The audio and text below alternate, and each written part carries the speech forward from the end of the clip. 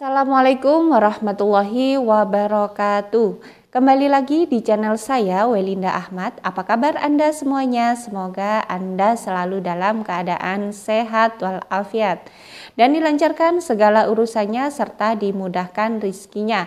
Nah, di video kali ini saya akan menjelaskan bahwasanya mengapa ada bantuan PKH yang tidak cair di tahap yang kedua ini.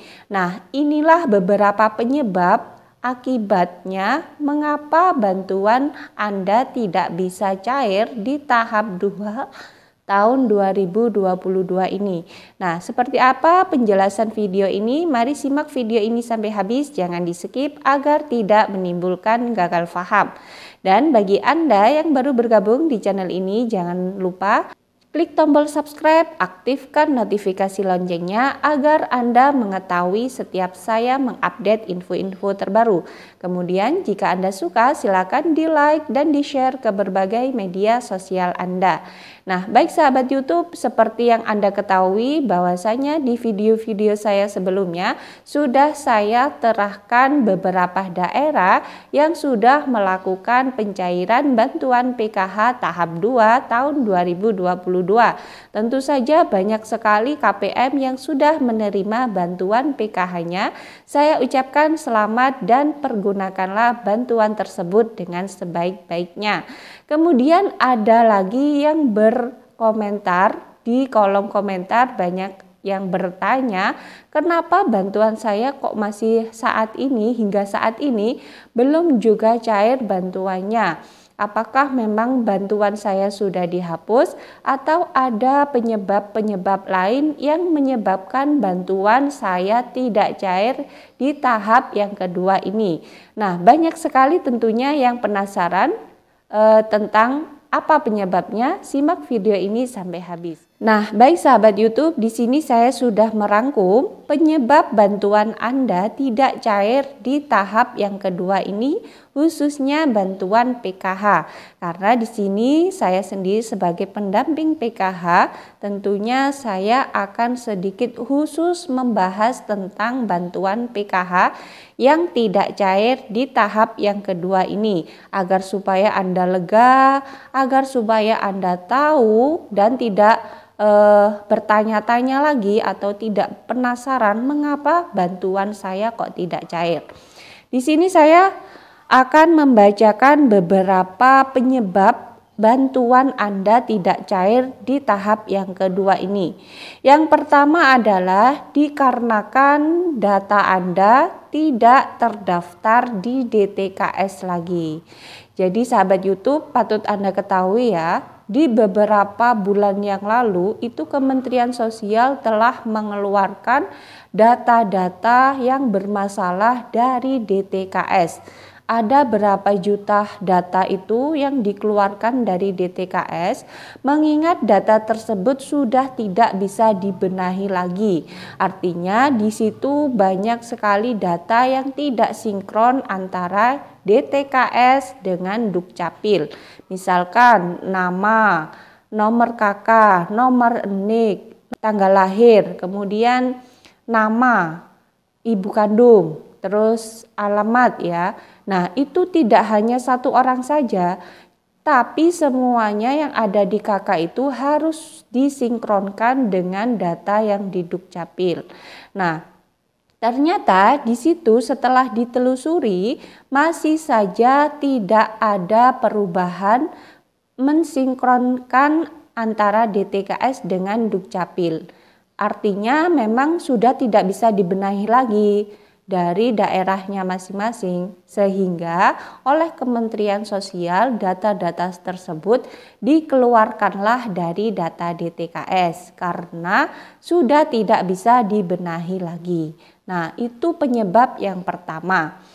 Karena data Anda sudah dikeluarkan dari data DTKS atau tidak terdaftar lagi di data DTKS.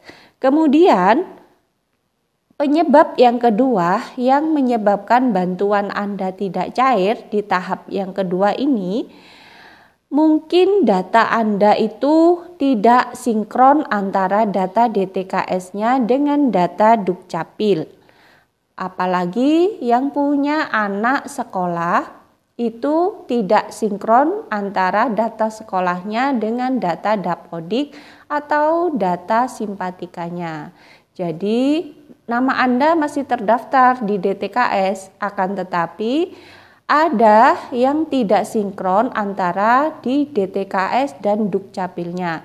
Nah, ini juga menjadi penyebab atau bumerang menjadikan bantuan Anda tidak bisa cair di tahap yang kedua ini. Kemudian yang ketiga adalah ini bagi penyebab yang tidak cair anak sekolahnya.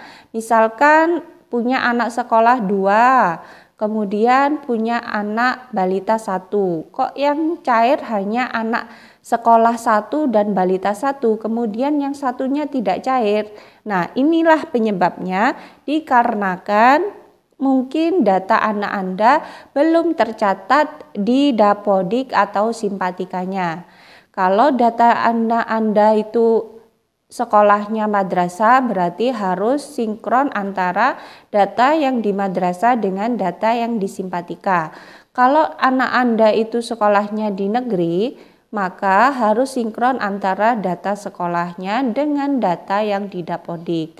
Nah, untuk mengecek apakah data anak Anda sudah sinkron atau tidak, itu silakan datang ke sekolahnya masing-masing. Tanyakan kepada operator sekolahnya apakah data anak Anda sudah disinkronkan dengan data yang di Dapodik atau di simpatika. Kalau belum, segera mintalah untuk disinkronkan. Karena yang mempunyai data anak sekolah itu adalah operator sekolah melalui aplikasi SIP Pintar. Jadi segera dibenahi bagi yang anaknya ada yang tidak cair PKH-nya di tahap yang kedua ini. Kemudian penyebab yang keempat mengapa bantuan Anda tidak cair di tahap yang kedua ini, yakni adalah nama Anda sudah tidak masuk di SK penerima bantuan PKH tahun 2022. Nah, seperti yang Anda ketahui sahabat YouTube, bahwasanya di setiap pencairan itu mesti ada SK penerima bantuan PKH-nya. Artinya di situ ada nama-nama yang sudah direkap oleh Kementerian Sosial, kemudian dijadikan SK, diturunkan menjadi SP2D dan diberikan kepada para pendampingnya masing-masing yang ada di daerahnya. Jadi kalau di situ nama Anda tidak ada, berarti Anda tidak bisa mendapatkan pencairan bantuan PKH lagi. Apabila di situ sudah terdaftar atau masuk di SP2D, berarti ya dapat bantuan PKH. Jadi syarat yang keempat mengapa bantuan Anda tidak cair itu dikarenakan Anda tidak masuk dalam SP2D. Nah, itu saja informasi yang bisa saya sampaikan sahabat YouTube. Semoga Anda semuanya bisa paham dan mengerti penyebab bantuan-bantuan Anda tidak bisa cair di tahap yang kedua ini. Jadi tidak usah khawatir, mungkin ini masih belum rezeki Anda melewati bantuan PKH ini. Mungkin ada jalan lain rezekinya sehingga tidak perlu mencemaskan atau berharap lagi kepada bantuan-bantuan sosial apapun. Nah, semoga rezekinya Anda dilancarkan semuanya, disehatkan semuanya sehingga bisa mencari rezeki dari jalan manapun. Nah, itu saja yang bisa saya sampaikan. Semoga bermanfaat bagi Anda semua. Dan bagi Anda yang baru bergabung di channel ini, jangan lupa tinggalkan jejak dengan cara klik tombol subscribe, aktifkan notifikasi loncengnya agar Anda mengetahui setiap saya mengupdate info-info terbaru. Kemudian jika Anda suka, silakan di-like dan di-share ke berbagai media sosial Anda. Dari saya, wallahul muwaffiq ila aqwamit thoriq. Wassalamualaikum warahmatullahi wabarakatuh.